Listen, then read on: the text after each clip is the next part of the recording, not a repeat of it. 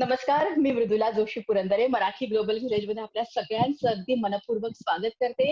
आणि ग्लोबल नाक्यावरती आज आला एक अवलिया माणूस, हसवैया माणूस. म्हणजे तुम्ही म्हणाल, की "अगं बाई, तू तर म्हणाली होतीस, की कोणतरी ज्योतिष येणार आहे."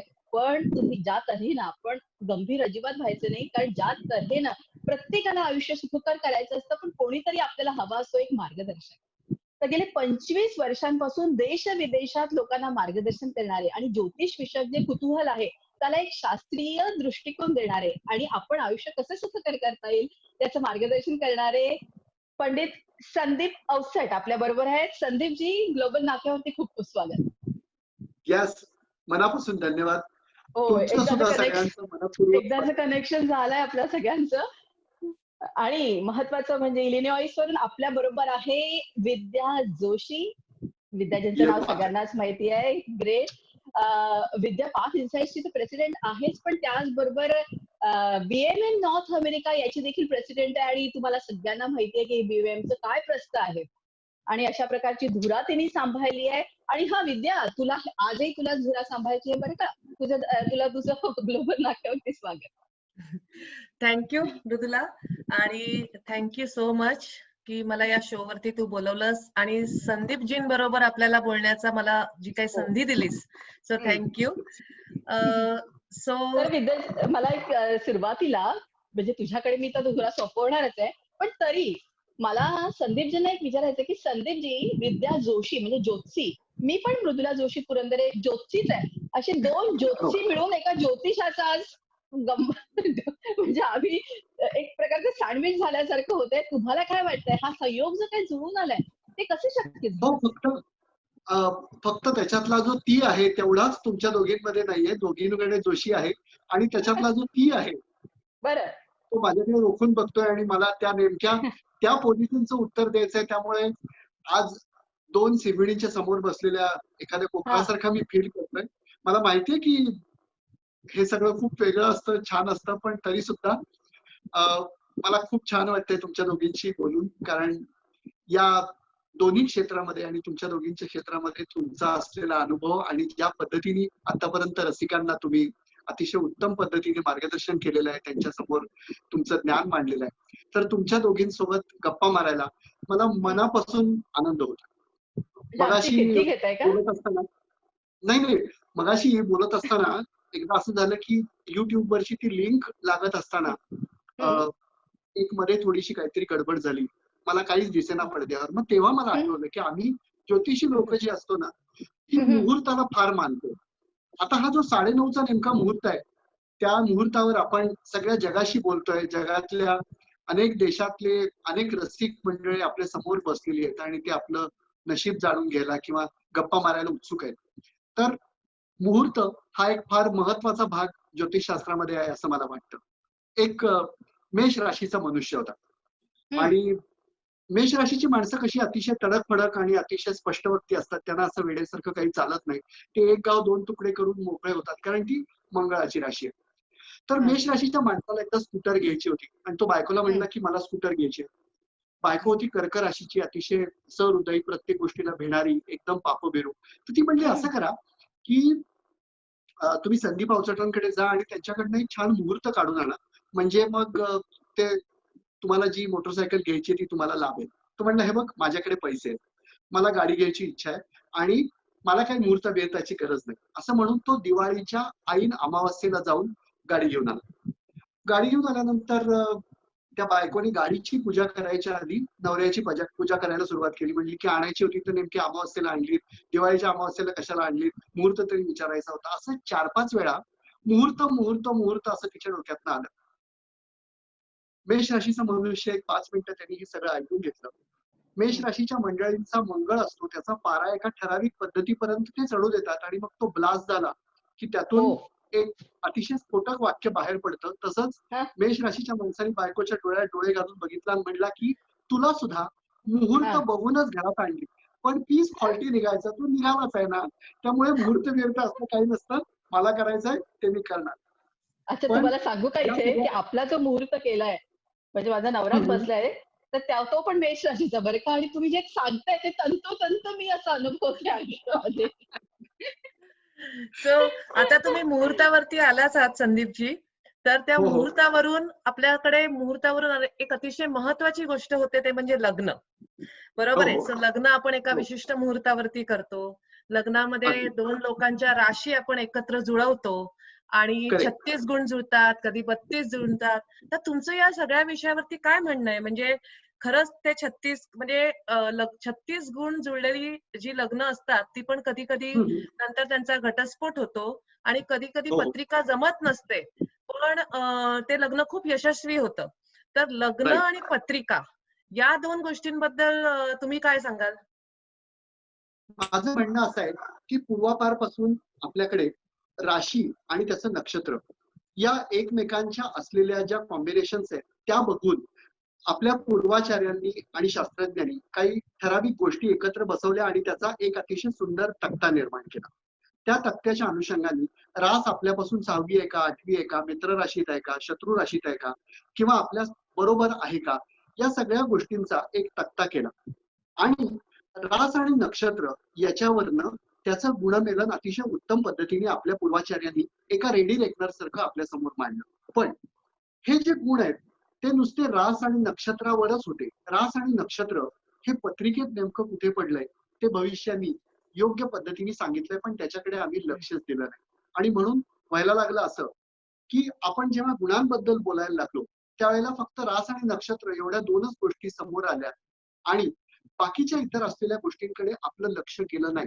त्यामुळे 36 गुणांपैकी वर्ण, वश, तारा, योनी, करण या सगळ्या गोष्टींना 1 पासून 6 पर्यंत गुण दिले गेले आणि त्याच्यावरून तो तक्ता बघितला गेला. परंतु पत्रिकेत जी 12 स्थानं असतात, त्या 12 स्थानांकडे आम्ही कधीच बघितलं नाही. गुण जुळले म्हणजे पत्रिका जुळली असं म्हणणारा मनुष्य हा अतिशय चुकीच्या पद्धतीनं हे गुणमेलन करत असतो. म्हणजे शीतावरनं जर भाताची परीक्षा होत असेल, तर शीतावरनं अख्खं जेवण कसं झालंय ते सांगण्या इतका हा मूर्खपणा आहे. त्यामुळे जगातल्या लग्न करणाऱ्या प्रत्येक लग्नेच्छुक मुला-मुलींच्या आई-वडिलांना किंवा मुलांना मी नेहमी हे सांगतो, की आपल्या पत्रिकेत असलेली जी 12 स्थानं आहेत, ती अत्यंत महत्त्वाची आहेत. एकमेकांचं जमेल का नाही? कुटुंबाचं जमेल का नाही? अव्यंग हं. संतती होईल का नाही? शारीरिक, भावनिक, मानसिक सौख्य कसं असेल? इकॉनॉमिकल सस्टेनेबिलिटी काय आहे? व्यक्तीचं चारित्र्य कसं असेल? घटस्फोट, शोक किंवा चिंता याचा योग या पत्रिकेमध्ये आहे का? स्वभाव, सवयी, रिटॅलिएशन, भावा-बहिणींचं सुख, आई-वडिलांचं सुख, कर्महीनता आणि कर्जबाजारीपणा या सगळ्या 12च्या 12 गोष्टी पत्रिकेत आपण बघणं गरजेचं आहे. ते जर आपण बघितलं तर त्यातल्या 8 गोष्टी या शास्त्रीय आहेत आणि म्हणून मी सातत्याने सांगत असतो, की शास्त्रीयरित्या पत्रिकेचं मेलन करत असताना तुम्ही गुण हे बाजूला ठेवा. माझं नेहमीच एक अत्यंत दमदार वाक्य आहे, की लग्न होत नसलेल्या मुलीची आई ही रुमाल घ्यायचा असला तरी सुद्धा एकाच वेळेला 10 दुकानांमध्ये फिरते. पण मुलाकडनं होकार आला, की तिला असं वाटतं, की जगातला सर्वोत्तम राजबिंडा राजपुत्र आपल्या मुलीला मागणी घालतोय आणि मी केव्हा तिचं लग्न लावून देते, असंच होतं. त्यामुळे माझं म्हणणं असं आहे, की नवीन पिढीचा शास्त्रीय दृष्टिकोन पाहून या गुणांच्या पलीकडे जाऊन आपल्या कुंडलीची शास्त्रीय चिकित्सा व्हायला हवी आणि योग्य पद्धतीनं हा विवाह करायला हवा. किती मंडळी आज अशा पद्धतीनं सांगतात, की माझ्या मुलाचा किंवा मुलीचा हा फर्टिलिटी रिपोर्ट आहे, लग्नाआधी मी चाचणी करून घेतलेली आहे. माझ्या मुलीला किंवा मुलाला सुदृढ बाळ होऊ शकतं. लग्नाआधी ही चाचणी कोण करून घेतं आणि का करून घेत नाहीत? हा एक अत्यंत महत्त्वाचा भाग आहे आणि म्हणून समाजाला अतिशय उत्तम दिशादर्शक असलेल्या शास्त्राचा सकारात्मक उपयोग तुम्ही जर करून घ्यायला सुरुवात केली, तर त्याचा कुठलाही बागुलबुवा न राहता आपल्याला एक छान दृष्टिकोन डेव्हलप होईल आणि म्हणून लग्नात फक्त हं. गुण न बघता या 12च्या 12 गोष्टी अतिशय उत्तम पद्धतीनं आपण बघणं अत्यंत गरजेचं आहे. अगदी खरं आहे संदीपजी. खूप छान तुम्ही सांगितलं आणि खरं दरवेळेस गुणमेलन करतात. पण या शास्त्रीय दृष्टींकडे आपण खरंच दुर्लक्ष करतो. आता हा शास्त्रीय हा मुद्दा आलाच आहे, तर मला एक विचारायचं आहे, की ज्या तऱ्हेनं हां, हां. ज्योतिषशास्त्राकडे लोकं बघतात, कुठेतरी अंधश्रद्धा, रूढी, परंपरा. पण त्याला हा जो शास्त्रीय दृष्टिकोन तुम्ही दिला, ते कसं काय घडलं? त्याबद्दलची गोष्ट ऐकून घ्यायला लागेल आणि तुम्ही तसे तरुण ज्योतिषी आहात, तर कसे काय वळलात तुम्ही असं सगळ्या गोष्टीकडे? क्या बात है! अ, यातला एक सगळ्यात महत्त्वाचा भाग म्हणजे असा, की आपल्या इथे पूर्वापारपासनं आपल्या ज्या पूर्वाचार्यांनी मांडलेल्या ज्या गोष्टी आहेत, त्या गोष्टी त्यांना अतिशय तर्कशुद्ध आणि शास्त्रीय असं कारण आहे. परंतु होत असं गेलं की आपल्या इथे जर तुम्ही तर्कशुद्ध आणि शास्त्रीय कारण समोरच्या माणसाला सांगायला लागला तर तुम्हाला नेहमी हॅटवूट केलं गेलं. याचं कारण असं की शास्त्रामागचं विज्ञान तुम्हाला जर बघायचं असेल तर प्रत्येक गोष्टीला एक लॉजिकल सिक्वेन्स आहे. तो लॉजिकल सिक्वेन्स मी तुम्हाला सांगायला गेलो की तो तुम्हाला ऐकायचा नसतो. पण तेच आपण जर ते देवाचं आहे असं म्हटलं किंवा नवीन भाषेत शास्त्र असतं ते असं म्हटलं तर समोरचा मनुष्य सगळे प्रश्न पासनात बांधून ठेवतो आणि स्वतःचं जे मत आहे ते दैववादी बुरख्यात पुन्हा एकदा झाकून ठेवतो. लक्षात ठेवा, एक साधू महाराज होते आणि त्यांचं एक अतिशय लाडकं मांजर होतं. जसं आता विद्याताई बरोबर तिचं लाडकं एक पप्पी आम्हाला दिसतंय तशा पद्धतीने ते एक छान मांजर होतं. आणि साधू महाराज ज्या ज्या वेळेला प्रवचन द्यायला बसायचे त्यावेळेला ते मांजर त्यांच्या मांडीवर येऊन बसायचं. मग साधू महाराजांनी आपलं लक्ष विचलित होऊ नये याच्यासाठी एक गोष्ट करायला सुरुवात केली की एक रेशमी दोरी आणून त्या मांजराच्या गळ्यात बांधली आणि ते एका झाडाला बांधून ठेवायला सुरुवात केली. त्यानंतर असं झालं की ते साधू महाराज गेले, त्याच्यानंतर त्यांचा शिष्य आला, त्याच्यानंतर त्याचा शिष्य आला. पण प्रत्येक वेळेला तो शिष्य प्रवचनाला बसला त्या गुरुच्या गादीवर की सगळे शिष्य धावत जाऊन गावातनं कुठलं तरी एक मांजर पकडून आणायचे आणि तिच्या गळ्यात रेशमी दोरी बांधून त्या झाडाला ठेवायचे. म्हणजे ज्या रूढी असतात त्याचं मूळ कारण काय आहे हे लक्षात न घेता अंधश्रद्धा पद्धतीनं फक्त ते फॉलो करत जाणं या गोष्टीच्या बद्दल माझा मोठा आक्षेप आहे. माझ्या आजोबांनी ज्या पद्धतीने ज्योतिषशास्त्राची साधना केली तिकडून मी हे शिकलो. कारण माझ्या आजोबांच्या स्वतःच्या विद्यापीठातनं म्हणजे त्यांच्या अनुभवाच्या विद्यापीठातनं मी तयार झालो. आणि म्हणून मला असं वाटतं की तुम्ही इतर देश बघा की जे जे देश आहेत त्यांनी आपापल्या इकडच्या ज्या रूढी आणि परंपरा आहेत त्या तत्वनिष्ठ तत्वज्ञानावर योग्य पद्धतीनं घासून पुसून लख्ख आणि स्वच्छ ठेवलेल्या आहे. आपल्या देशात हे नेमकं झालं नाही. त्याला कारण आपल्या गोष्टीतल्या प्रत्येक भागाला दैववादाचा बुरखा चढत गेला. आणि मग जे मी सांगतो त्याच्यापेक्षा समोरचा कोणीतरी वेगळं सांगायला लागला की आम्ही त्याच्याकडे आकृष्ट व्हायला लागतो. आणि म्हणून जी मंडळी सांगत गेली की या सगळ्या गोष्टी दैवाच्या आहेत, लहानपणापासून देव बाप्पा पाप देतो या चुकीच्या खोट्या आणि त्रासदायक असणाऱ्या विधानापासून आपण आपली सुटका करून घ्यायला पाहिजे असं माझं म्हणणं आहे. देव बाप्पा कधीही पाप देत नाही. फक्त तुमच्याकडे लक्ष ठेवण्या इतका देव बाप्पाकडे वेळ नाही. देव बाप्पा तुम्हाला तुमचा जन्म देतो, तुमच्या हातात उत्तम कर्म देतो आणि योग्य मार्गाने तुम्हाला चालण्याची बुद्धी देतो. त्याच्या अनुषंगाने तुम्ही कर्म करता. हेच कर्म योग्य पद्धतीत आपण कसं करावं याचे काही नियम बांधले गेले आणि त्या नियमांना योग्य पद्धतीत ठेवलं किंवा ते कसं ठेवायचं याचे विज्ञाननिष्ठ नियम पण ठेवले गेले. हे नियम फॉलो करता करता या सगळ्या विज्ञाननिष्ठता मी पाहते आपलं फेसबुक लाईव्ह सुरू आहे संदीपजी. आता मी आता आपल्या टीव्हीवरती सगळं घेत आवाज नाही येते मृदुला. हा, मृदुलाचा आवाज गेला बहुतेक. मृदुला आवाज गेला तुझा.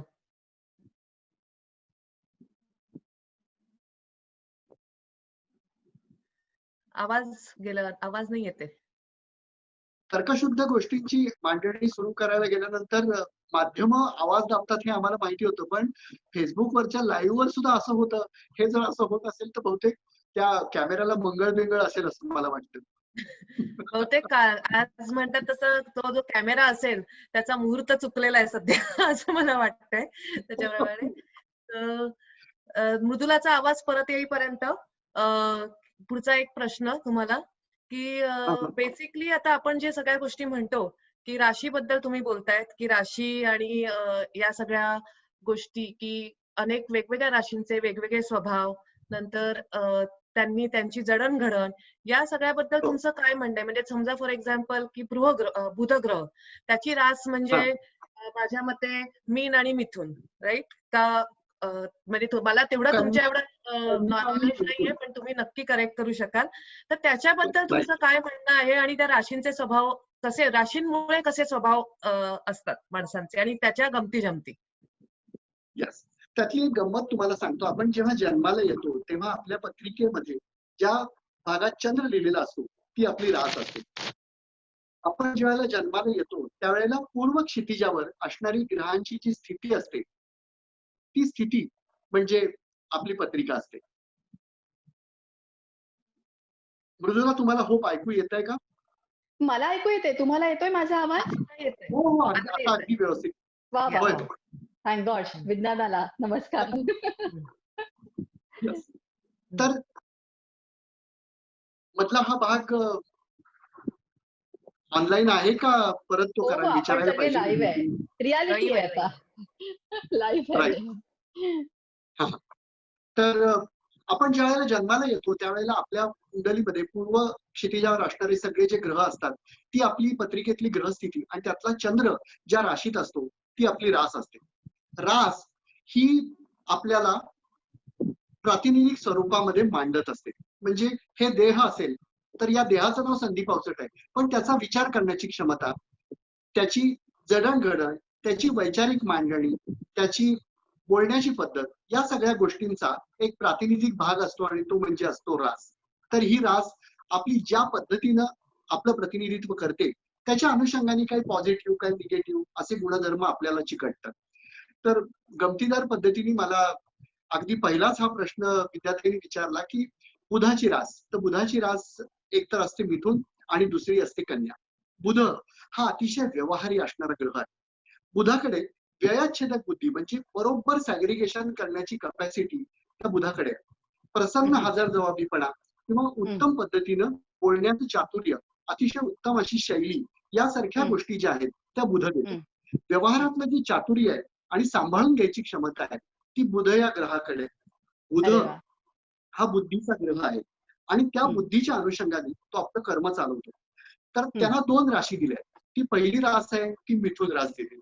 तर मिथुन रास जी आहे ती अतिशय चाणाक्ष आहे, ती अतिशय हुशार आहे, ती रीड बिटवीन द लाईन करणारी रास आहे. आणि कन्या रास जी आहे ती अतिशय सचेत आहे.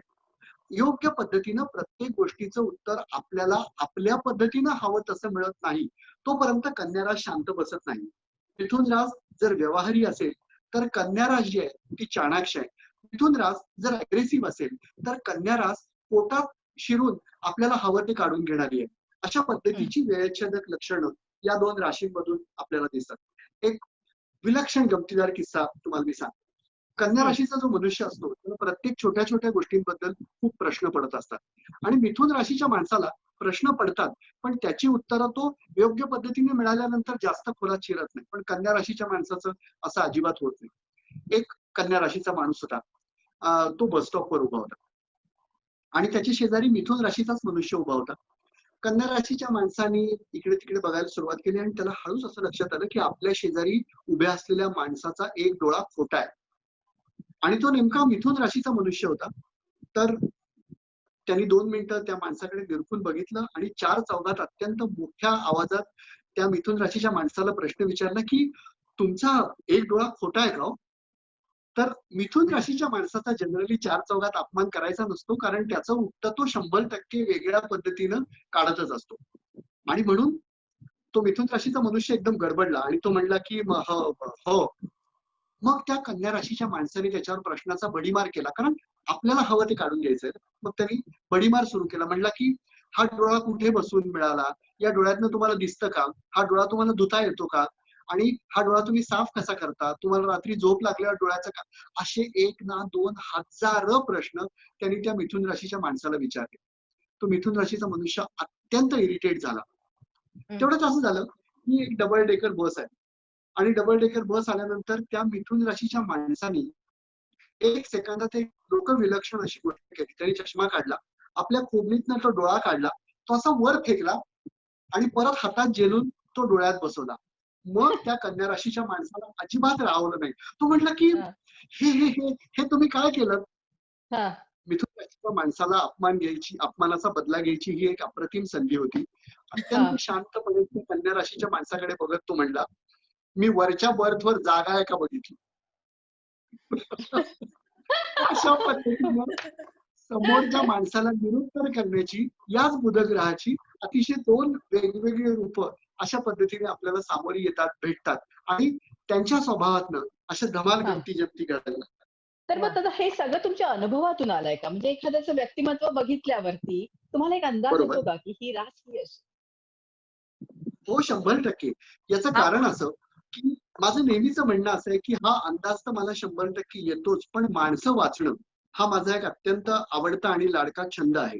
माझ्या समोर जेव्हा पत्रिका घेऊन माणसं बसतात, त्यावेळेला त्यांच्या पुढे घडणाऱ्या गोष्टींच्या म्हणजे भविष्यात डोकावून पाहण्याची संधी मला मिळालेली असते आणि तो माणूस माध्यम असतो. मला जर चित्र काढायचं असेल, तर माझ्या हातातला ब्रश आणि रंग हे त्याचं माध्यम असतं. तसं प्रश्न विचारायला आलेला मनुष्य हा ते माध्यम असतो आणि मला माध्यम निरखण्यात अत्यंत मनःपूर्वक आनंद होतो. कारण त्यातून बऱ्याचशा गोष्टी माझ्या समोर येत असतात आणि त्याचं मी उत्तम विश्लेषण करत असतो. त्यामुळे माणसं वाचणं हा माझा एक अतिशय आवडता भाग आहे. बरं, मग की आता याच्या दोन मृदुला सिंहणी आहेत, त्यांच्याबद्दल काय म्हणणं आहे तुमचं? हा तेच म्हणणार होते की आता आपल्याला वाचायला सुरुवात करतील ते. याच्यातला एक सेगमेंट म्हटलं बाबा. सगळ्यात महत्वाचा भाग असा आहे की हा. जाहीररित्या जेव्हा भविष्य सांगायचं असतं तेव्हा ते व्यक्तिगत असलेली गोष्टीचं मी सांगत नसतो. परंतु तुम्ही तुमच्या संस्थेबद्दलचं भविष्य मला विचारा, मी त्याच्याबद्दल नक्की सांगेन. देशाबद्दलचं भविष्य विचारा, मी ते नक्की सांगेन. पण मला एवढंही माहिती आहे की हा. तुमच्या दोघींच्या राशी काय असतील याचा गेस मात्र मी निश्चितपणे करू शकतो. बोला, सांगा. वा. पण चांगलं मला असं सांगायचं. वाटतं की हो, मला असं वाटतं की विद्याताई ज्या पद्धतीनं एखादं गोष्ट मांडतात किंवा म्हणणं मांडतात, तर त्यांची रास ही शुक्र तत्वाशी निगडीत असणारी कदाचित वृषभ किंवा तूळ यापैकी एखादी असू शकेल. पण आय गेस की ती वृषभ असेल. याचं कारण असं की वृषभ मंडळी अत्यंत प्रसन्न असतात. कुठल्याही गर्दीच्या केंद्रबिंदूस्थानी जर माणसं एखाद्या माणसाकडे किंवा बाईकडे बघत असतील आणि आपलं मत अतिशय सॉफ्ट पद्धतीनं, अतिशय शांतपणे, अतिशय नेमक्या शब्दात समोरच्या माणसाला ती व्यक्ती समजून देत असेल, तर ती नक्की आणि निश्चितपणे वृषभ राशीची असते. वृषभ राशीची माणसं विलक्षण कलासक्त असतात. त्यांना जगण्याचा आणि बघण्याचा दृष्टिकोन जन्मताच अतिशय सुंदर दिलेला असतो. त्याचं कारण असं, कारण शुक्र हा राक्षसांचा राजा आहे, पण त्याच्याकडे प्रणयी वृत्ती आहे, त्याच्याकडे फुलवण्याचं स्किल आहे, त्याच्याकडे लोकांना मोहवून आणि आकर्षण घेण्याचं विलक्षण कौशल्य आहे. या सगळ्या गोष्टी आणि बुद्धिमत्ता या दोन्ही गोष्टींचा अतिशय उत्तम संगम करून या वृषभेची निर्मिती या देवानी केली. रोहिणी नक्षत्रासारखं अत्यंत महत्वाचं पॉझिटिव्ह नक्षत्र या राशीत येतं. तर विद्याताईनंच आपण विचारू की कदाचित विद्याताई. माझा गेस बरोबर आहे का चुकला आहे तो. अगदी अगदी बरोबर आहे. वा. आणि तुम्ही एवढं छान वर्णन केलंय की नक्की मृदुला आपण आता सेकंड सेशन पण नंतर करायचंय त्यांचं. हो, सेकंड करायचं आहे, पण पहिले मी सॉरी माझ्या राशीबद्दल सांगा.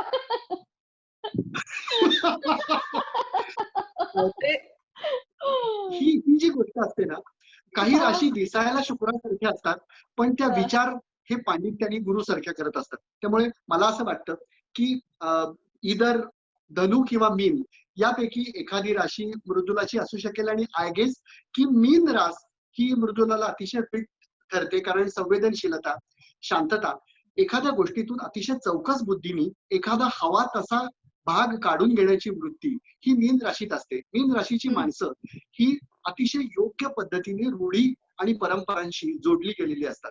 त्यांचे जे प्रश्न असतात ते कधी कधी आपल्याला अतिशय फनी वाटतात, पण तरी सुद्धा माझं मत असं आहे की मीन राशीच्या माणसांना जे प्रश्न पडतात ते त्याची उत्तरं ते आपल्याला हवी तशी मिळेपर्यंत समोरच्या माणसाला योग्य पद्धतीनं समजावत राहतात. मीन ही सुद्धा गुरुची आणि मातृहृदय असणारी राशी आहे.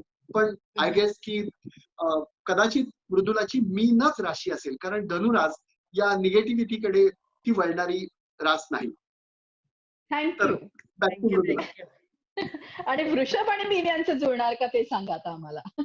हो, ते खूप महत्वाचं आहे तुमच्या पुढच्या प्रोग्रामसाठी. वृषभ आणि मीन या दोन वेगवेगळ्या राशी आहेत, कारण वृषभ ही शुक्राची रास आहे आणि मीन ही गुरुची रास आहे. एक राक्षसांचा राजा आणि दुसरा देवांचा राजा.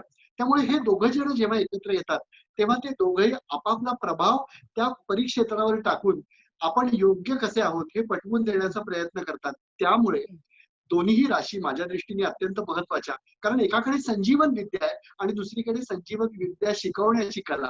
त्यामुळे या दोन्ही गोष्टींमधनं एक विलक्षण बॅलन्स साधला गेलाय असं मला वाटतं. वा.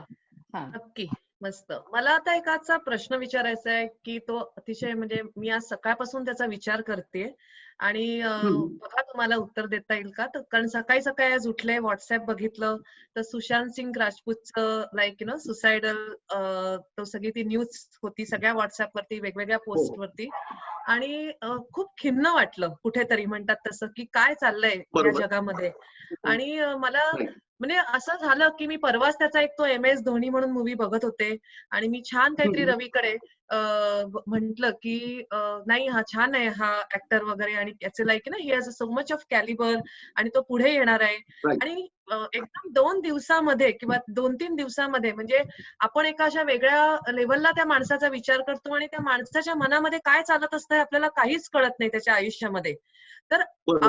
बाहेरच्या माणसाला कळत नाही, पण अशा ज्या गोष्टी असतात त्याचे योग पत्रिकेत लिहिलेले असतात का? म्हणजे पत्रिका 100% कुठेतरी त्याचा 100% सूचक असतं का? म्हणजे असं विचारायचंय, की कुठेतरी त्याच्या पत्रिकेत होतं का? कारण खूप वेळेला मी असे पण इन्सिडेंट्स ऐकलेले आहेत, की पत्रिकेत काहीच नव्हतं आणि अशी गोष्ट झाली. तर जस्ट आउट ऑफ बरोबर. क्युरिओसिटी, की असं काही असतं का पत्रिकेमध्ये लिहिलेलं? 100% अशा प्रकारच्या गोष्टींचं योग्य पद्धतीनं निदान करणं हे ज्योतिषशास्त्रीय दृष्ट्या शक्य आहे.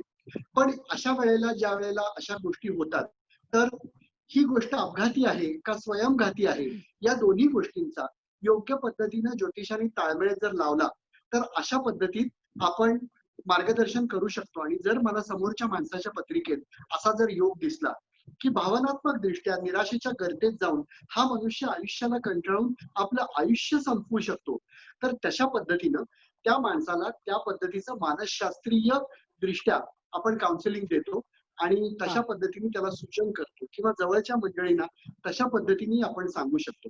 आणि झालेली जी गोष्ट आहे ती अत्यंत दुर्दैवी आहे, परंतु माझं प्रत्येक माणसाला म्हणणं असं आहे की आयुष्य हे अत्यंत मोलाची अशी देणगी आहे परमेश्वराने. तुम्ही बरोबर. सर्वोत्तम असलेल्या गोष्टीतनच जन्माला आलेला आहात आणि त्या सर्वोत्तमाचा अंश तुमच्यात आहे. त्यामुळे एखाद्या गोष्टीच्या निराशेत किंवा गर्तेत तुम्ही जर उडले जात असाल, तर योग्य पद्धतीनं त्याच्यावर खंबीर पद्धतीत मात करून आपण ही परिस्थिती कशा पद्धतीत निवडू शकतो याकडे तुम्ही तुमचं लक्ष ठेवायला हवं. काही वेळेला अनेक गोष्टी अशा होतात की आपण त्याच्याकडे मुळीच योग्य पद्धतीने लक्ष देत नाही आणि मग निराशेच्या गर्तेचा शेवटचा भाग आपल्याला यातून ओढून नेतो. पण जर कदाचित अशा पद्धतीत ही पत्रिका मला बघायला मिळाली असती आणि त्या पद्धतीत काही जर करता आलं असतं, तर मी निश्चितपणे या पद्धतीचं सूचन करू शकलो असतो.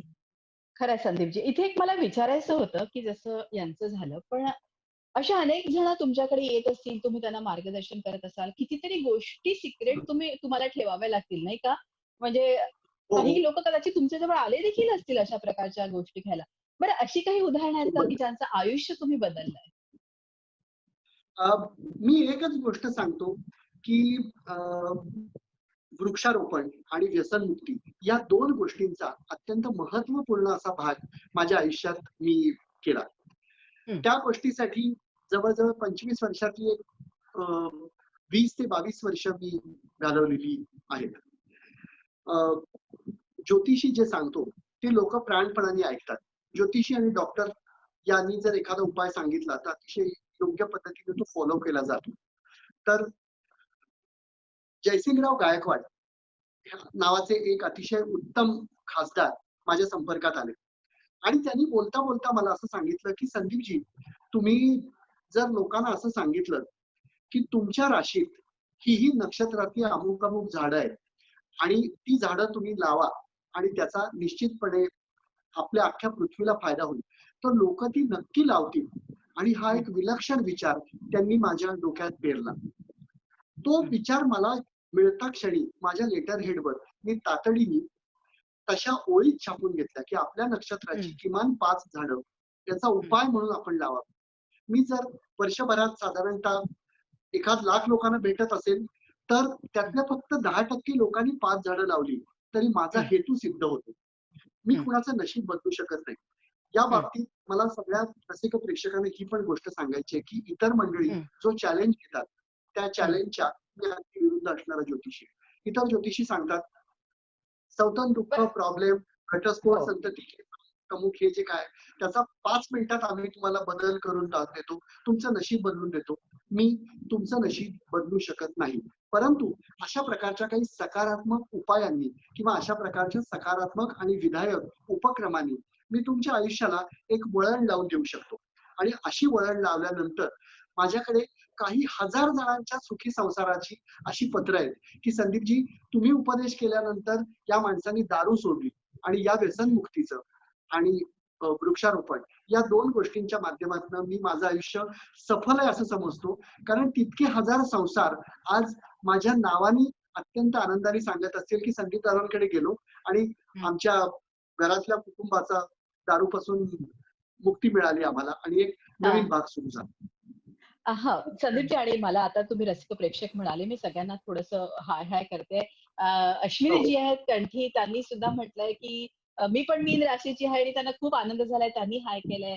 अक्षय महाशब्दे आहेत, त्यानंतर प्रज्ञा गोपाले आहे. माझा एक जुना सहकारी सागर गोखळे, एकेकाळी मी जेव्हा ईटीव्हीला सुरुवातीला न्यूजला होती तर सागर वा वा. एकेकाळी प्रचंड उत्तम तो न्यूज रीडर हो होता. हो. तर सागरनी सागर पण म्हटलंय की अत्यंत येस. अश्विनी हाय, सागर हाय. हे दोघही जण माझे अतिशय जवळचे मित्रमैत्रिणींपैकी 2 जण आहेत. अच्छा. आणि सागर तर माझ्या कॉलेजमधल्यापासून माझा मित्र आहे आणि त्याचं टॅलेंट अख्ख्या महाराष्ट्राने बघितलेलं आहे. अतिशय हो. गुणी आणि छान असणारा मित्र म्हणून सागर मला परिचित आहे. आणि अश्विनी, आपण काल बोललो होतो त्याप्रमाणे मराठी शुभेच्छा पत्रांच्या मूळ संकल्पनेचा जर्म जिने मांडला आणि समीक्षेतनं आपलं अतिशय उत्तम असं ज्ञान तिने जगापुढे दिलं आणि अनुवाद केला, त्यापैकी एक विदुषी आहे. आणि मला अक्षय माहिती आहे महाशब्द जे दोघांचे नेदरलँड्सहून आहेत मला तर वाटतं.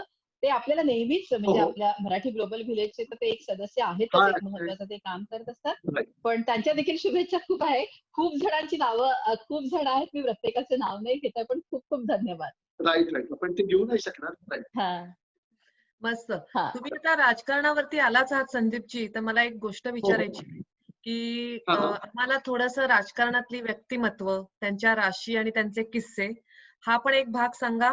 आणि दुसरी गोष्ट म्हणजे मोठी मोठी माणसं आहेत, त्यांचं मोठं कर्तृत्व आहे. तर जेव्हा ही लोकं तुमच्याकडे भविष्य विचारायला येतात, तेव्हा त्यांना भविष्य सांगताना म्हणजे जसं मगाशी म्हटलं ते खरं ते भविष्य सांगताना मे बी टॅक्टफुल हा वेने, हा. पण ते खरं ते भविष्य राईट. सांगताना तुम्हाला ताण येतो का? किंवा ते तुम्ही कसं हँडल करतात? या 2 खूप वेगळ्या आणि अतिशय महत्त्वपूर्ण असणाऱ्या गोष्टी आहेत. माझ्या सान्निध्यात आलेल्या कुठल्याही राजकीय व्यक्तीचं मी नाव तर मुळीच घेऊ शकणार नाही. परंतु सगळ्या क्षेत्रातल्या आणि सगळ्या पक्षातल्या अतिशय चांगल्या आणि छान मंडळींशी माझा अगदी सातत्यपूर्ण संबंध येतो. ही मंडळी जनतेसाठी 24 तास झटत असतात. पण त्यांची प्रत्येकाची स्वभावाची, वागण्याची खूबी आणि या सगळ्या गोष्टी असतात. सातारा जिल्ह्यातले एक राजकारणी होते आणि त्या राजकारण्यांनी आपल्या युवावस्थेमध्ये अतिशय जबरदस्त अंधश्रद्धा निर्मूलनाची चळवळ सुरू केलेली होती. आणि प्रतापराव पवारांनी मला हा किस्सा सांगितला होता. तर त्यांनी ती चळवळ सुरू केली आणि ती तरुणाई असते, तो जोश असतो आणि राजकीय व्यक्तिमत्व असतं की आपण काहीतरी घडवू शकतो, करू शकतो. ते जे गृहस्थ होते ते नंतर पुढे आमदार झाले. तर ते कॉलेज जीवनामध्ये असताना त्यांना सांगलीच्या जेरे शास्त्रींकडे जायची संधी मिळाली आणि सांगलीच्या जेरे शास्त्रींकडे ते गेले आणि गेल्यानंतर त्यांनी सांगितलं की आता मी BA च्या लास्ट इयरला आहे, पण मी विद्यार्थी संघटनेचं काम करतो आणि राजकीय पक्षात योग्य पद्धतीनं माझं कामकाज चालू आहे. तर मला असा प्रश्न विचारायचा आहे की मी यावर्षी BA पास होईल का? तर जेरे शास्त्रींनी, सांगलीचे जेरे शास्त्रींनी त्यांची पत्रिका बघितली आणि सांगितलं की 100% तुम्ही यावर्षी BA पास होणार. मग चळवळीची ताकद असते, राजकीयता असते, एक उन्माद असतो, एक उन्मेष असतो. या सगळ्या गोष्टीतनं त्या व्यक्तीने काय करावं की त्यांनी BA चा जो शेवटचा एक पेपर होता, त्यावेळेला शिवाजी विद्यापीठाची अगदी नुकती निर्मिती झाली होती. BA चा पेपर होता शेवटचा. त्या शेवटच्या पेपरावर प्रत्येक पानावर कोऱ्या सही केली की माझं वर्ष गेलं तरी चालेल, पण या व्यक्तीला मी धडा शिकवीन. आणि जेरे शास्त्रींना त्यांनी आव्हान दिलं की जर मी BA झालो तर तुम्ही म्हणाल ते मी तुम्हाला देईन. तर जेरे शास्त्री म्हणले तुम्ही मला प्रश्न विचारला आणि 100% मी तुम्हाला त्याचं उत्तर दिलं. त्यामुळे याच्या पलीकडे आपण नको बोलायला. आणि मग या गोष्टींनी ते राजकारणी पेटले आणि त्यांनी हा. BA च्या प्रत्येक पेपरवर एक शेवटचा पेपर होता, त्या शेवटच्या पानावर सह्या केल्या, एकही उत्तर लिहिलं नाही आणि तो पेपर हा. कोरा देऊन ते आले. आणि त्याच्यानंतर गंमत अशी झाली, जेव्हा रिझल्ट लागला तेव्हा ते फर्स्ट क्लास मध्ये पास झालेले होते. फर्स्ट क्लास मध्ये पास झाल्यानंतर ते बघितल्यानंतर त्यांचे डोळे फाटले आणि ते म्हणले की हे सरासर खोट आहे, 100% चुकीची गोष्ट आहे, मी पेपरच लिहिला नाही, तुम्ही याच्यात मला मार्क देऊच शकत नाही. आणि म्हणून त्या कुलगुरूंकडे गेले आणि कुलगुरूंशी तावातावानी बोलायला लागले. तर कुलगुरूंनी त्यांना सांगितलं की क्रमांक 1 की तुम्ही पेपर लिहिला असता आणि त्याच्यात तो जर गहाळ झाला असता आणि काही प्रॉब्लेम झाला असता तर त्याची जबाबदारी माझी, किंवा तुम्ही उत्तम पेपर लिहून तुम्ही नापास झालाय असं असेल तर त्याची जबाबदारी किंवा चौकशी करणे याची जबाबदारी माझी. पण नेमकं असं झालंय की तुमच्या बॅचचे जे पेपर होते ते ज्या गोदामात ठेवले ते नेमकं गोदाम जळालं आणि नेमके तेवढेच पेपर जळून गेले.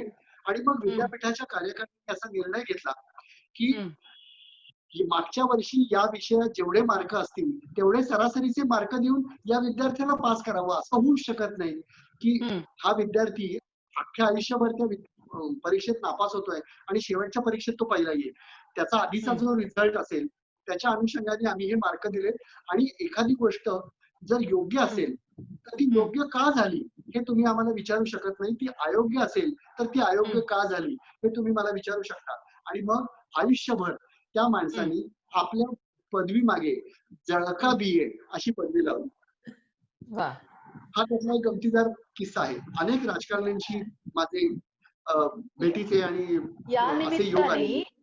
या निमित्ताने मला यायचा या गोष्टीकडे, म्हणजे आता अनेक प्रश्न, म्हणजे आता लाईव्ह पण आहे आणि अनेक प्रश्न सुद्धा याआधी मला विचारले होते. जसं सॅन्डियागोहून यांनी मला विचारलं होतं, मेधाताई मोहरी यांनी, की तुम्ही तिथे गेला असताना ट्रम्पचं भविष्य अगदी करेक्ट सांगितलं, तर यावेळेस तुम्ही काय आता सांगाल याबद्दल त्यांनी मला प्रश्न विचारला आणि होता. हा US ला लाईव्ह चालू आहे प्रोग्राम, तो ट्रम्पचं भविष्य सांगताना त्याच्याप्रमाणे डिस्क्लेमर टाकून ठेवा, मी फक्त सांगतो आहे. मी अत्यंत जबाबदारीने या पद्धतीत सांगतो. मी सॅन्डियागोला गेलो होतो त्यावेळेला कॉलकॉमला प्रतिनिधीच्या सभागृहासमोर माझं व्याख्यान होतं आणि अतिशय छान पद्धतीनं मला तो विषय मांडायला मिळाला होता. त्यावेळेला हिलरी क्लिंटन ट्रम्पजींच्या समोर होत्या आणि मला प्रश्न विचारला गेला की यावेळेला राष्ट्राध्यक्ष कोण होईल. अमेरिकेची रास आणि एकूण त्याचं मेदिनीय म्हणजे पृथ्वीगत भविष्य हे बघून मी त्यावेळेला आपलं एक अतिशय जबाबदार विधान केलं होतं की अमेरिकेच्या नशिबात लेडी राष्ट्राध्यक्षाचा सध्या योग दिसत नाही. आणि केवळ या एका गोष्टीवर, कारण माझ्याकडे काही ट्रम्पची पत्रिका नव्हती आणि त्याचा अभ्यास करून याबद्दल सांगणं इतका माझ्याकडे तो वेळ नव्हता, पण अमेरिकेची पत्रिका मात्र मी निश्चितपणे बघितलेली होती. आणि त्याच्या अनुषंगाने मी आता पुन्हाही सांगतो की तुमच्या दृष्टिकोनातनं शासकीय किंवा शासक याचा दृष्टिकोन तुमच्यासाठी कसाही असू दे, पण शासक कोण असेल याचा निर्णय मात्र पत्रिका सांगू शकते. आणि मी पुन्हा एकदा सगळ्यांना मनपूर्वक जाहीररित्या सांगतो की याही वेळेला ट्रम्प यांच्या विजयाची पुनरावृत्ती होण्याची 99.99% संधी आहे. याचं कारण असं की क्रमांक 1 की आता त्यांच्या कारण आता मी त्यांची पत्रिका बघितलेली आहे, त्यांच्या पत्रिकेत 100% ते विरोधकांवर मात करतील असाच योग आहे. दुसरं, तुल्यबळ विरोधक तुमच्याकडे आता दुसरा कोणीही दिसत नाही आणि एकूण भावनिक परिस्थितीमध्ये तिथे असलेल्या परिस्थितीला हाताळण्यात हा मनुष्य 100% यशस्वी झाला असला. त्यामुळे या गोष्टीला अतिशय सबळ असा पाठिंबा मला मिळतो आहे आणि पुन्हा ट्रम्प राष्ट्राध्यक्ष होण्याची शक्यता मला 99.99% वाटते आहे आणि मी हे जाहीर करतोय. अच्छा, बरं. आता विद्यार्थ्यांकडे जाते मी. विद्यार्थी, तुमचं आता टेक, तुम्ही अमेरिकेत आहात. सो अमेरिकेत मी आले बेसिकली 10 वर्षापूर्वी आणि तेव्हापासून आहे शिकागोमध्ये आणि होमिओपॅथिक डॉक्टर आहे. इथे आल्यानंतर MBA हेल्थ केअर करून आता I am working as a medical practice manager आणि आता आमची स्वतःची कंपनी आहे. या कोरोना नंतर जे काही स्वतः घरात चेंजेस झालेले आहेत, IT सॉफ्टवेअर कंपनी आहे, ती आता पाथ इनसाइट्सला मी कार्यरत आहे. बृहन महाराष्ट्र मंडळाची प्रेसिडेंट आहे. पण माझ्याकडे जास्त जाण्यापेक्षाही आपल्याकडे वेळ कमी आहे, तर संदीपजींना मी बरोबर आहे. मी संदीपजींना विचारतो प्रश्न. सो मुंबईतला तुम्ही म्हणजे मी तुमची जेव्हा आता इंटरव्ह्यू घेणार होते तेव्हा थोडासा रिसर्च केला तेव्हा तुमच्याशी पण बोलले तेव्हा मुंबईतला दहशतवादी हल्ला किंवा मोदींच्या 2 टर्म्स नंतर कसाबच्या फाशीची तारीख पण तुम्ही 7 महिने आधी सांगितली आणि आज तुम्ही ट्रम्पचं भविष्य 4 महिने अगोदर सांगता आहात. तर या ज्या सगळ्या तुम्ही गोष्टी सांगतायत त्या तुमच्या या सांगताय त्या शास्त्रातून, तर्कातून आणि मगाशी तुम्ही थोडंसं त्याचं एक्सप्लेनेशन केलं. पण या गोष्टी चेंज होण्यामध्ये पण कुठले फॅक्टर्स असू शकतात नंतर. तर या सगळ्या गोष्टी आम्हाला सांगू शकाल का? हो, निश्चितपणे. प्रत्येक गोष्टीचं एक कालमान असतं, की कुठल्या गोष्टी समोर आल्यानंतर त्याचे काय रिपरकशन्स होतात किंवा त्याचा पॉझिटिव्ह इफेक्ट काय मिळू शकतो, यासारख्या गोष्टी आपल्याला पत्रिकेतनं कळू शकतात. आपण ज्यावेळेला मेदिनीय भविष्य सांगतो, एखाद्या राष्ट्राचं भविष्य सांगतो, आता उदाहरणार्थ भारताची मकर रास आहे. तर भारताच्या वैयक्तिक पत्रिकेवरनं दरवेळेला मी काही ठराविक अनालिसिस करायचो आणि तो अनालिसिस साधारण नोव्हेंबर, डिसेंबर किंवा ऑक्टोबरच्या जवळपास दिवाळी अंकातनं पुढच्या वर्षीच्या भाकितासारखा तो जाहीर करायचो. तर या बाबतीत मी आता तुम्ही ज्या गोष्टींचा उल्लेख केलेला होता त्या प्रत्येक बाबतीमध्ये तो भाग आधी अशा पद्धतीची त्याची शक्यता ठळक पद्धतीने वर्तवली होती आणि या गोष्टी जर आधी होण्याच्या आधी जर मी सांगू शकत असेल तरच त्याला वैधता असते. कारण एखादी गोष्ट झाल्यानंतर त्याचं विश्लेषण फार सुंदर करता येतं. होण्याआधी सांगितलं तर तो भाग महत्वाचा असतो आणि माझ्या वैयक्तिक शास्त्रावर विलक्षण विश्वास आहे. आपण जेव्हा एखादी गोष्ट तंत्रशुद्ध पद्धतीनं पाहतो त्यावेळेला हातात कंदील घेऊन आपण पुढच्या मार्गाचं निरीक्षण करत असतो आणि ते निरीक्षण करत असताना आपल्याला काही पॉझिटिव्ह, निगेटिव्ह, खास, खळगे, खड्डे, वळण किंवा वाटा या गोष्टींची जाणीव होत असते. म्हणून अशा पद्धतीनं ज्या वेळेला आपण राष्ट्राचं भविष्य बघतो त्यावेळेला काही ठळक गोष्टी, उदाहरणार्थ रक्तपात, हिंसाचार किंवा दुष्कृत्याचं निर्मूलन किंवा अचानक असणाऱ्या काही त्रासदायक गोष्टी, शासकांच्या पत्रिकेचा राष्ट्रावर होणारा परिणाम, या सगळ्या गोष्टींचा प्रत्येक ज्योतिषी छोट्या मोठ्या पद्धतीनं आडाआखडा मांडत असतोच आणि म्हणून तशा पद्धतीत योग्य शास्त्रीय विवेचन करूनच या पद्धतीचं भाकीत मी लोकांसमोर मांडण्याचं धाडस केलं आणि मला नक्की हे सांगायला आवडेल की यामध्ये कुठलाही मंत्र, तंत्र, चमत्कार किंवा अतिंद्रिय शक्ती याचा कुठलाही मी दावा करत नाही. शास्त्रशुद्ध पद्धतीनं परिस्थितीचं गोचर भ्रमण, ग्रह ज्या पद्धतीत आणि टप्प्याने फिरतात त्याच्या अनुषंगाने मी वाचलं आणि तशा पद्धतीनं त्याचं भाकीत नोंदवलं.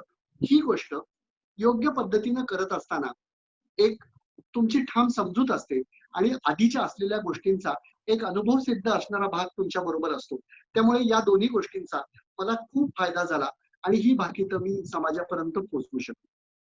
वा, खूपच अतिशय उत्तम असं तुम्ही सांगितलं हे संदीपजी. आता मला एक तुम्हाला विचारायचं की ज्या तऱ्हेनं लोक भविष्याचा बद्दल विचार करत असतात आणि भविष्याचा आधार घेत असतात, त्याला मार्गदर्शक तत्व काही आखायला हवीत का एकूणच? म्हणजे अंधश्रद्धा विरोधी आपण हो, जर का विचार केला तर.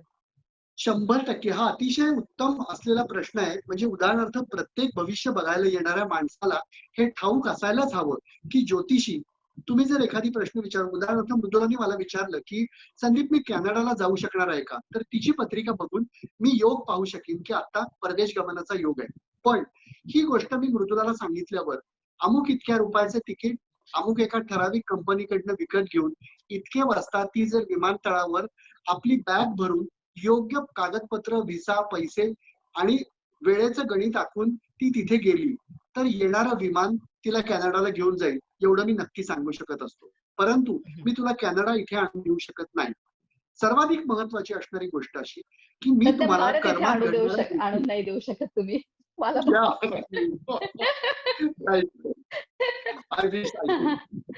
अच्छा, एक कर्म जेव्हा असतं, एखादं कर्म असतं, ते कर्म तुम्हाला तुमच्या कृतीने पूर्ण करायचं असतं. एक बाह्य कर्म असतं आणि दुसरं अंतर्कर्म असतं. या दोन्ही गोष्टींची सांगड घालून प्रवास तुला करावा लागेल, तिकीट तुला काढावं लागेल, व्हिसा तुला काढावा लागेल, बॅग तुला भरावी लागेल. तर मला जेव्हा एखादा मनुष्य एखादी गोष्ट विचारायला येतो त्यावेळेला ऑटोमॅटिक त्याला तिथे समोर बसून मी त्याचं नशीब कधीही बदलू शकत नसतो. या उलट मी त्याला त्याच्या परिस्थितीशी अतिशय योग्य पद्धतीनं परिचित करून देतो. त्यानं काय आणि नेमकं कधी करावं या गोष्टीचं सुसूत्र असं वर्णन मी त्याला सांगत असतो. आणि त्यामुळे अमुक एका कालावधीमध्ये तुम्ही जर एखादं काम केलं तर ते यश देईल का अपयश या गोष्टीची आधी कल्पना मिळाल्यामुळे आपलं जीवन जास्त सूत्रबद्ध आणि सुसूत्र बनतं असं मला वाटतं. मी बसून मी काही करू शकत नाही. त्यामुळे माझ्यासमोर प्रश्न विचारायला येणाऱ्या माणसांनी चमत्काराची अपेक्षा ठेवून तर मुळीच येऊ नये.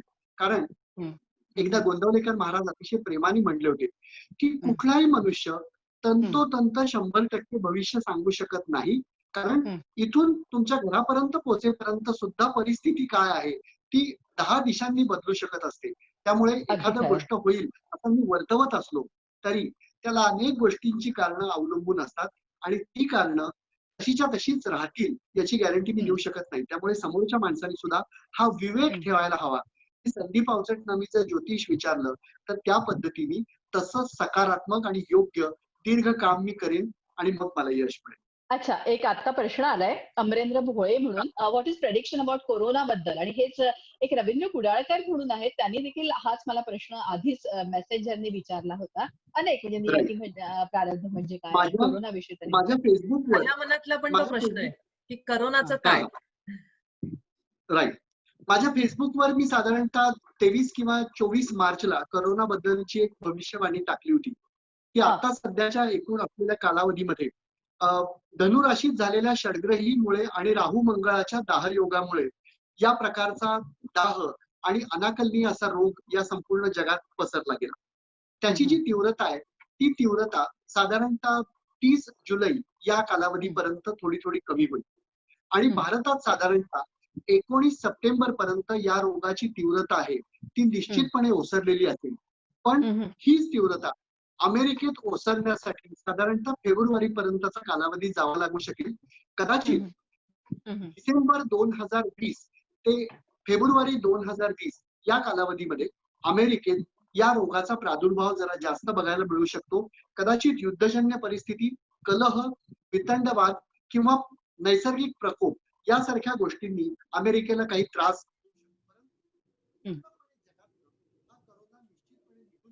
संदीपजी आवाज गेला तुमचा. ऐकू येते विद्या तुला? विद्या तुला ऐकू तुला पण नाही ऐकू येत? नाही. जरा चेक करा. आणि इथे आता आपण दोघे बोलू शकत नाही. ज्योतिषी तुझा आवाज नाही. संदीपजी आवाज येत नाहीये म्हणजे थोडासा असा लाईट आवाज येतोय तर मे बी तिकडचा फ्रिक्वेन्सी किंवा काही बघा रेंज किंवा पुन्हा एकदा म्यूट करून अनम्यूट करून म्यूट करून पुन्हा अनम्यूट करून. हॅलो, सिग्नलचा प्रॉब्लेम आहे का? पुन्हा एकदा करा. इकडे तिकडे झालं असलं तर. आता ऐकू येतंय जरा जरा ऐकू येतंय, थोडं ऐकू येतंय. माझा आवाज बोला. पोहोचतोय का तुमच्यापर्यंत? Yes yes. हा बोला.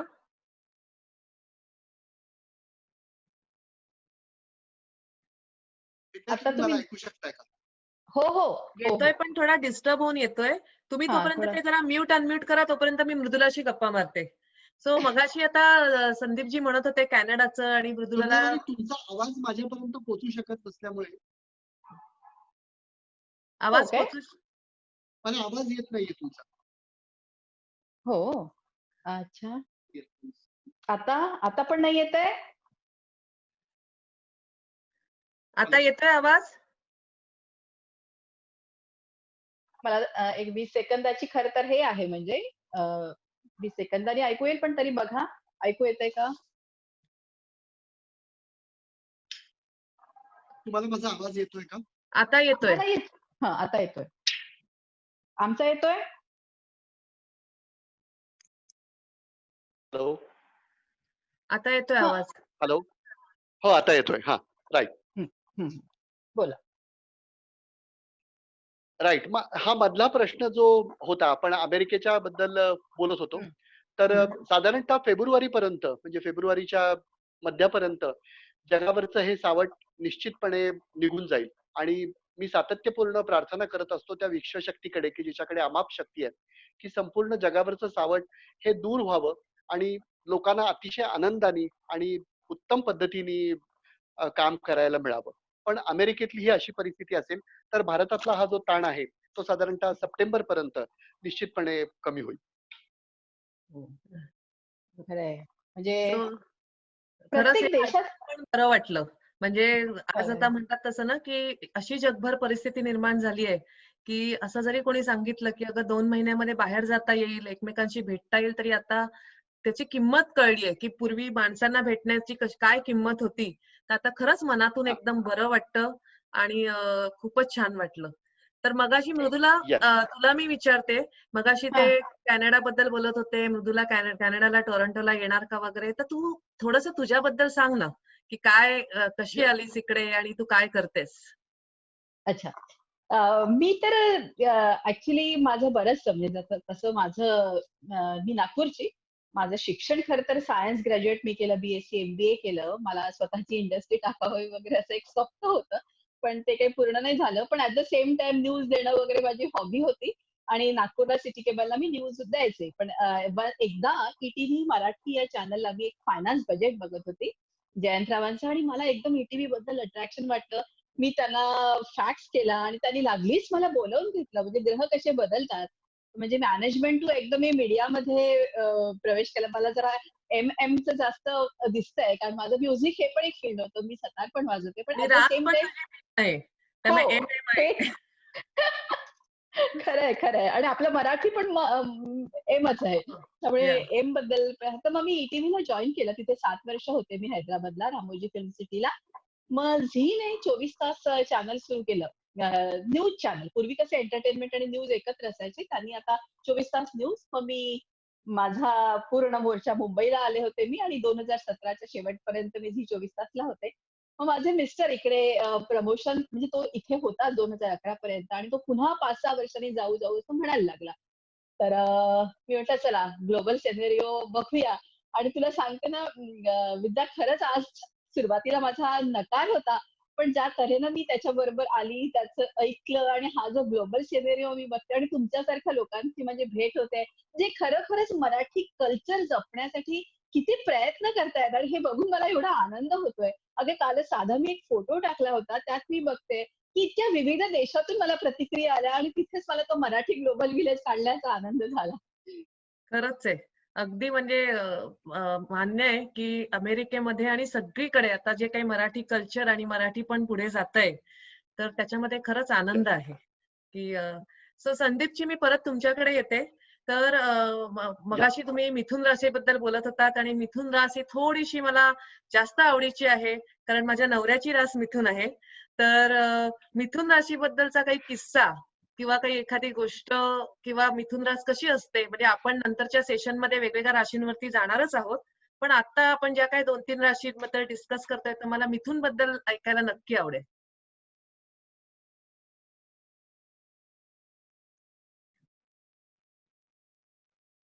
हॅलो? हां, आवाज येईल. हॅलो? हां, बोला. हां. बुधाचं ते वेळेच्छेदक लक्षण आहे. एक मिथुन राशीचा हॉस्टेल ओनर होता आणि त्याचं प्रत्येक विद्यार्थ्याकडे अतिशय बारीक लक्ष असायचं. कारण मिथुन राशीची जी माणसं असतात, ती व्यवहार सांभाळण्यात, हिशोब करण्यात आणि नेमक्या गोष्टी नेमक्या वेळेला बोलण्यात अत्यंत यशस्वी ठरतात आणि त्यांना त्यातून अतिशय आनंद मिळतो.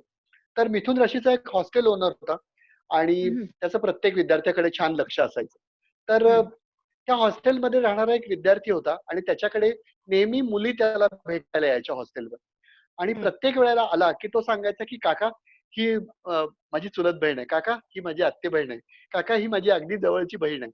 आणि मग त्या काकांनी सगळ्या गोष्टींचा एकत्र अभ्यास केला आणि राखी पौर्णिमेला काका, मिथुन राशीचे काका त्या हं. भाच्यासमोर जाऊन बसले आणि म्हणले की आता जेवढ्या जेवढ्या बहिणी वर्षभर तुला भेटायला आल्या त्याच्यापैकी एक मुलगी जरी कमी आज राखी बांधायला आली तरी हां. आत्ताच्या आत्ता उठायचं आणि हॉस्टेल सोडायचं.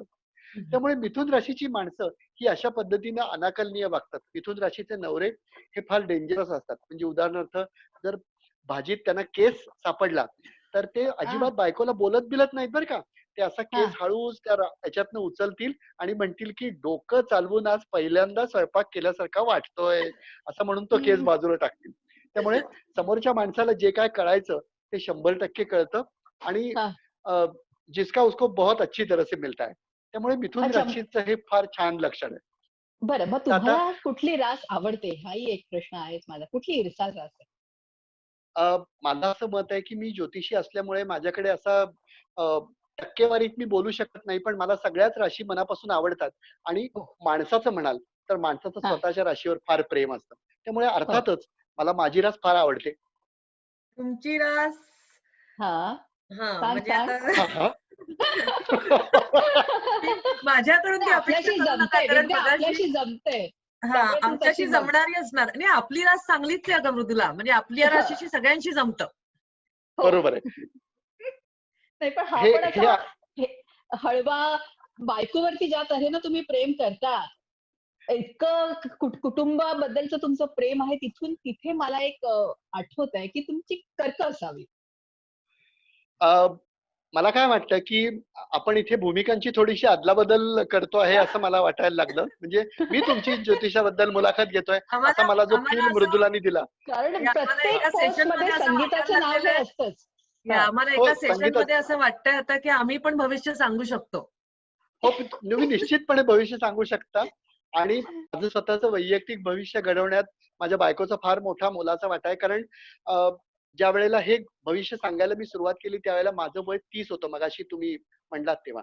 आणि हं. वयाच्या 30व्या वर्षी जेव्हा एखादा नवरा चाकोरी सोडून हे असं काहीतरी वेगळं, विलक्षण करायला लागतो, त्यावेळेला सिक्युरिटीकडे, स्थिरतेकडे आणि या बाकीच्या सगळ्या गोष्टींकडे अतिशय विलक्षण अशा पद्धतीनं ओढ घेणारं स्त्रीचं मन हे बंडखोरी करू देत नाही. अशा वेळेला हं, हं. माझ्या पत्नीनी म्हणजे संगीताने अशा वेळेला माझ्या पाठीशी भक्कम उभी राहिली, की "संदीप तुला जर ज्योतिष करायचं असेल, तर तू ते हां. 100% कर." अशा वेळेला मी घराची जबाबदारी घेते आणि आजही आपल्या सगळ्यांना माहिती आहे, की माझं जर देश-विदेशात मी ज्या गोष्टी करतो किंवा मांडतो, सांगतो आणि या सध्याचं जर एक वेळापत्रक असेल, तर ते हं. वेळापत्रक हलवणारं बेअरिंग म्हणजे हं. संगीत आहे. अरे त्यामुळे वाह! वाह! म्हणजे मी चांगला नवरा आहेच, पण हां. माझी बायकोही चांगली आहे. आणि हे पण फक्त मग कर्क राशीचं काय? राशीची माणसं हे फक्त कर्क राशीची माणसं प्रेमाने कबूल करू शकतात, की मी चांगला हं. नवरा आहे, पण माझ्या बायकोलाही मी चांगलं म्हणतो. कारण कर्क बायकोची काय राशीची रास माणसं तुमच्या? कशी माझ्या पत्रिका बायकोची पाहिली होती लग्न करताना? ये बात हा एक 100% एक नंबरी प्रश्न आहे. मी लव्ह मॅरेज केलंय, पण मी हां. पत्रिका बघितलेली नव्हती. मी सगळ्यांना हे अतिशय जाहीर पद्धतीने सांगतो. पण मी गंमत सांगतो, की माझं लग्न झाल्यानंतर माझ्या आजोबांनी तिची जेव्हा पत्रिका बघितली, तेव्हा ते मला म्हटले, की "तुझा उद्धार करणारी स्त्री तुझ्या आयुष्यात आली असं तू लक्षात ठेव." आणि हं. तोच भाग, तीच विनम्रता आणि तेच प्रेम घेऊन आम्ही दोघं जण आज काम करतो आहे. हं.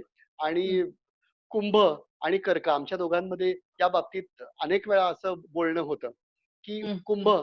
म्हणजे तो मडकं असतं. तर त्यामुळे हं. जर चालणाऱ्या खेकड्यावर हं. जर मडकं उलटं घातलं, तर खेकडा हं. काही लांब फार जाता जाऊ शकत नाही, असं मी नेहमी हो. म्हणतो. पण हां. कुंभ ही बुद्धिवादाची असणारी रास आहे. हो. आणि यातून सगळ्यातनं तुम्हाला कळलंच असेल, की माझी रास कर्क. मग कुंभ हो. राशीचा ते एखादा काय किस्सा सांगा ना. कुंभ राशीचा छोटासा किस्सा किंवा काय त्याचं वैशिष्ट्य? कुंभ राशीची माणसं मुळातच ती शनीची रास आहे. शनीची हं. असणारी विरक्ततेची आणि अलिप्ततेची पूर्व भाद्रपदा आणि शततारका नक्षत्रांचा एकत्रित असणारा ब्लेंड असणारी ती अतिशय हं. बुद्धिवादी, हं. दैववादी नसणारी आणि हं. आपल्या प्रयत्नांवर आणि कर्मांवर विश्वास ठेवणारी आणि आपल्याला नेमकं काय हवंय ते पाहणारी ही कुंभ रास आहे. त्यामुळे हं. कुंभ राशीच्या माणसांचं जे प्लॅनिंग असतं ते अतिशय विलक्षण आणि अद्वितीय असतं. त्यांच्या मनात हं. संपूर्ण गोष्टींचे मॅप्स आधी तयार असतात आणि त्यामुळे त्यांचं लॉजिक फार पक्कं असतं. हं. अशा पद्धतीच्या म्हणजे कधी-कधी आपण जुन्या काही कार्यक्रमांमध्ये ऐकलेलं असतं, की कुंभ हं. राशीची माणसं जी असतात ती अरसिक असतात. कुंभ राशीची हं. माणसं अजिबात अरसिक नसतात. त्यांना हं. टापटीप, नीटनेटकेपणा आणि नेमकेपणा या गोष्टीचं बुद्धिवादी वरदान परमेश्वरानं प्राप्त करून दिलेलं आहे. त्याच्यातला एक संदीपजी खूप किस्सा मी नेहमी सांगतो. हां, हां. किस्सा सांगताय तुम्ही? का मी एक हो. प्रश्न जस्ट घेऊ? हो, प्लीज, प्लीज, प्लीज घ्या. काय म्हणजे पुष्कळ प्रश्न येतायत. खरं तर सगळ्यांना हो, थँक यू हो. So much.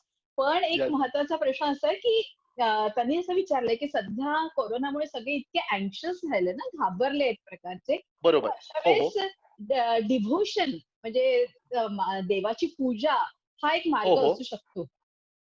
विश्व प्रार्थनेला विलक्षण महत्व आहे. प्रार्थना हा आपल्या भाषेत केलेला परमेश्वराला घातलेली हाक आहे. तुम्ही सगुण निर्गुण वाटेल त्या गोष्टीला काहीही तुम्ही माना किंवा मानू नका. परंतु एक गोष्ट आहे की हे जग आपोआप निर्माण झालेलं नाही. त्याचा एक निर्माता आहे. त्याची एक क्रिएटिव्ह पॉवर आहे आणि त्या क्रिएटिव्ह पॉवरला आपण प्रार्थना करू शकतो. प्रार्थनेमध्ये आपल्या भारतीय संस्कृतीमध्ये किंवा जगातल्या कुठलीही संस्कृती घ्या, त्यात परमेश्वराला हाक मारण्याची अतिशय साधी सोपी गोष्ट म्हणजे प्रार्थना.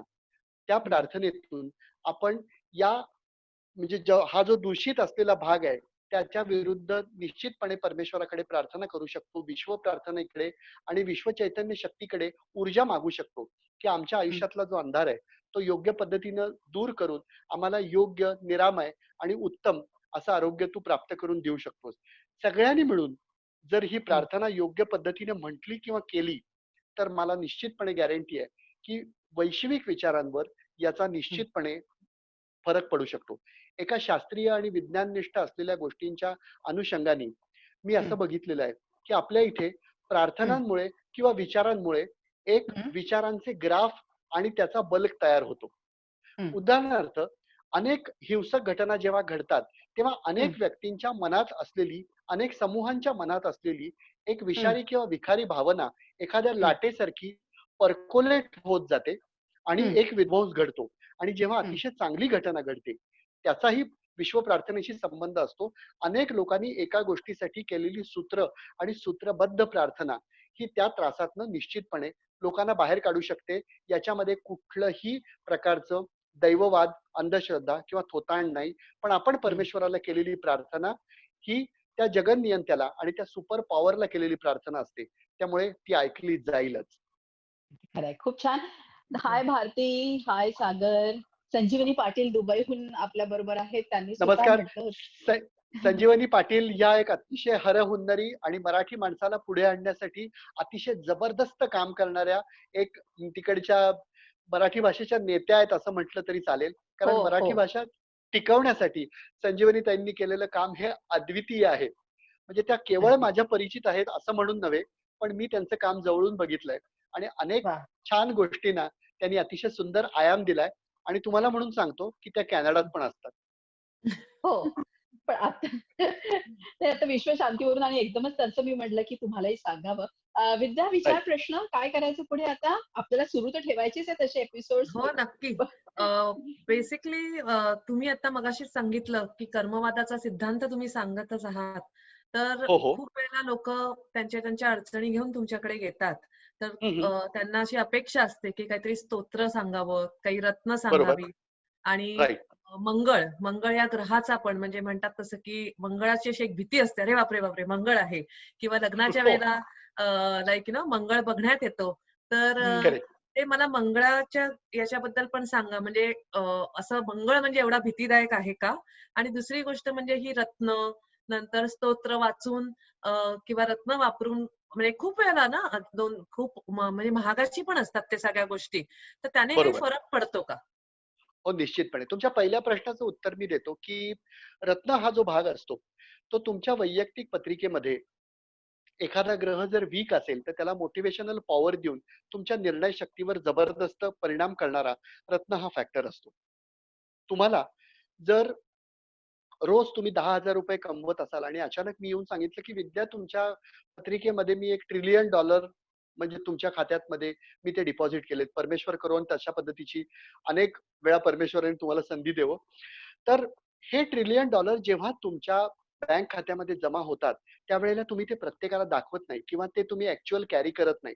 पण ती एक जबरदस्त समाधानाची लहर तुमच्यामधनं येते. तो एक महत्त्वपूर्ण भाव आणि ती सफलतेची डेव्हलपमेंटची भावना तुम्हाला सुखावून जाते आणि एक जबरदस्त अशी तुम्हाला सपोर्टची भावना निर्माण होते, की आता मी काही केलं तरी माझ्या हातात इतक्या गोष्टी आहेत, की आता मी परिस्थिती मला हवी तशी बदलू शकते. नेमकं रत्न तेच करत असतं. मात्र प्रत्येक पत्रिकेनुसार प्रत्येक ग्रहाचं रत्न वेगळं असतं. एकाचं औषध दुसऱ्याचं विषही असू शकतं. त्यामुळे रत्न धारण केल्यानंतर समस्या सुटतील असा वेडगळ विचार मुळीच करू नका. पण रत्न धारण केल्यानंतर सुसूत्र पद्धतीनं त्याच्या रेजेस तुमच्या विचारशक्तीला कार्यान्वित करू शकतात. योग्य पद्धतीनं केलेला विचार तुम्हाला सुयोग्य निर्णयापर्यंत नेतो आणि सुयोग्य आणि वेळेत घेतलेला निर्णय तुमच्या कृतीला एक पॉझिटिव्हिटी देऊन तुम्हाला सक्सेसकडे नेतो. एवढी चेन कायम ठेवायची बॅटरी म्हणजे रत्न. एवढी साधी व्याख्या आहे. पण जे रत्न तुम्हाला लाभेल ते रत्न मला लाभेलच असं सांगता येत नाही. तुम्हाला रत्न धारण करायचं असेल तर ते हं. साधारणतः 3.5 कॅरेट वर आपण हं. आपल्या गळ्यांमध्ये किंवा हातांमध्ये अशा पद्धतीत धारण करावं. त्याचा काही ठराविक विधी असतो, पण प्रत्येक रत्नाचा वेगळा विधी असतो. प्रत्येक रत्नाचा धातू वेगळा असतो. काही रत्न अनाहत चक्रावर आपण धारण करू शकतो आणि काही रत्न बोटात धारण केली जातात. काही कमरेत, दंडात अशी सुद्धा ती रत्न धारण केली जातात. त्याचा भाग फक्त शास्त्रीय दृष्टिकोनातून मी एवढाच सांगतो, की मोटिवेशनल पॉवर आपण जर भौतिकशास्त्र बघितलं तर त्या भौतिकशास्त्रातनं प्रत्येक वस्तूतनं जे निर्माण होणारे रेजेस असतात ते पॉझिटिव्ह आणि निगेटिव्ह पद्धतीचे परिणाम आपल्यावर करत असतात. आणि म्हणून ही रत्न आपण जवळ बाळगली तर आपल्या वैचारिकतेला एक वेगळा आयाम मिळतो आणि ती सुसूत्रता येऊ शकते. एवढाच रत्नांचा भाग. नुसतं रत्न गळ्यात घालून घरात बसलात तर नशीब बदलत नाही. त्यामुळे हा एक आणि महत्वाचा भाग. मध्ये आता विद्याने विचारलं मंगळ वगैरे, मला तुम्हाला तेच हो. विचारायचं आहे. लग्न जुळवताना, म्हणजे माझे लग्न हा, हा. फार उशिरा झालं. लग्न जुळवताना हे सगळे शांती कर बाबा, काळसर्प योग, होय, होय. यावरती तुमचं काय मत आहे? आपण आधी पहिल्यांदा त्याच्यातला एक मंगळाचा भाग बघू पुढच्या एखाद्या एपिसोड मध्ये. मी अगदी यावर अगदी आणखीन पण बोलेन. पण चालेल. मंगळ हा जो ग्रह आहे तो ऊर्जेचा ग्रह आहे, तो सेनापती आहे. तो हा, जबरदस्त ऊर्जा माणसाला देतो. हा, मंगळ या ग्रहाचा जो असणारा भाग आहे तो 1633 पासून दक्षिणेमध्ये अशा प्रकारच्या पत्रिका आणि त्याच्यातला मंगळ ग्रहाबद्दल योग्य पद्धतीनं संशोधन सुरू झालं. मंगळ हा वाईट करणारा ग्रह नव्हे. मंगळ हा कापाकापीचा ग्रह आहे. मंगळ हा शल्यक्रियेचा ग्रह आहे. मंगळ हा चिकित्सेचा ग्रह आहे. पण तो सेनापती आहे. तो उग्र ग्रह आहे. तो दाहक आहे. पत्रिकेत ज्या वेळेला एखाद्या वैयक्तिक मंगळ असतो त्यावेळेला हा, त्या पत्रिकेची जी पर्सनॅलिटी असते ती यू कॅन जज व्हेरी वेल. हा मनुष्य हा, मंगळाचा आहे. ती आक्रमकता, ती देहबोली, एखादी गोष्ट अतिशय ठासून मांडण्याची पद्धत, या सगळ्या गोष्टी पत्रिकेतला मंगळ दाखवतो. पण तो 12, 1, 4, 7 आणि 8 या स्वरूपाच्या या स्वरूपाच्या पद्धतीत जर पत्रिकेत आला तर तो काही दोष निर्माण करतो असं जाणकारांचं मत आहे. पण पत्रिकेत जेव्हा मंगळ असतो त्यावेळेला मंगळ ज्या भावात पडलेला असतो त्याच्या अनुषंगाने समोरचा जोडीदार जर ही आक्रमकता पेलवणारा असेल तर योग्य पद्धतीने तो संसार सुखाचा होतो. यासाठी हा, समोरच्याचा हा, मंगळ बघायचा. अच्छा. दोषाला दोष बघणं नव्हे तर हा, हा, जर मंगळ एखादा जर अतिशय तडफदार पुरुष असेल आणि त्याला बुलचड बायको मिळाली तर तो हा, संसार धड होत नाही किंवा व्हायस वर्सा. हा, त्यामुळे समोरच्या माणसाची आक्रमकता पेलवण्याची एक मानसिक वृत्ती असते आणि ती ताकद, हा. वृत्ती समोरच्या माणसात आहे का हे बघणं म्हणजे मंगळ बघणं. अदरवाईज मंगळ असला की बाई किंवा पुरुष विधवा होतो असं म्हणणारे अनेक लोक मला माहिती आहेत. अशांना मी फक्त एकच प्रश्न विचारतो की पत्रिकेत मंगळ बघून या पत्रिकेत विधवा योग आहे किंवा बायकोचा विरहाचा योग आहे असं सांगणाऱ्या ज्योतिषांना हा योग कधी आहे असं तुम्ही विचारलत का? हा प्रश्न तुम्ही ज्योतिषांना विचारला पाहिजे. या जर गोष्टी खऱ्या असतील तर पत्रिकेतला मंगळ हा जर विधवा किंवा विधूर करत असेल तर कारखान्यात निर्माण झालेला टायर हा कधीतरी पंक्चर होईल म्हणून तो गाडीलाच बसवू नका असं म्हणण्याचा मूर्खपणा लोक सांगत असतात. त्यामुळे या मंगळाची योग्य चिकित्सा व्हायला हवी असं मला नेहमी वाटतं. त्यामुळे आणि मंगळ संदीपची एक गंमत, तुम्ही हा, हा. 2 मंगळी अशा पॉवरफुल स्त्रियांसमोर बसल्यात. पण इथे मात्र मराठी भाषेतला एक थोडासा ट्विस्ट मी करतो. जगाचं मंगल करणाऱ्या 2 स्त्रियांच्या बरोबर मी आता वार्तालाप करतोय वा. असं म्हटलं तर ते जास्त उत्तम होईल.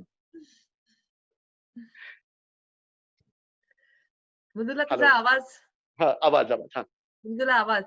प्रश्न विचारायचा आहे की आपण आता पुढच्या एपिसोड साठी थांबूया, कारण खूप प्रश्न आहे. तुला सांगते, आता एक होता रविरास, चंद्ररास, लग्नरास, अजय तनखीवालेने विचारलाय त्यातलं महत्वाचं हा, कोण, हा. पण मग ते वाढेल.